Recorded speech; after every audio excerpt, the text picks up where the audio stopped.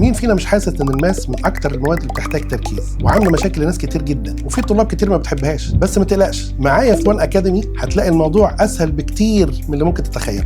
طلاب ميدل 3 كلنا عارفين ان الترم الثاني وقته ضيق جدا وفي ناس فاتها كتير، بس ما تقلقش، مع وان اكاديمي حضرنا لك كورس من 6 حصص نلم بيها الماده ونتعرض لاهم الافكار اللي ممكن تيجي في الامتحان، وكمان نعلمك ابسط الطرق انك تحل بيها الافكار دي. تعالوا نتعرف مع بعض على تفاصيل الكورس. اول حاجه عندنا ملخص شامل لكل الرولز اللي ممكن تحتاجها في الامتحان علشان تبقى جاهز للاجابه على اي سؤال يقابلك. كمان هيكون معانا في الكورس حل لاهم الافكار والمسائل المتوقعه، يعني مفيش سؤال هيقف قدامك، وعلشان مفيش حاجه تفوتك هنتابعك متابعه مستمره وهنجاوبك على كل اسئلتك على شات الابلكيشن.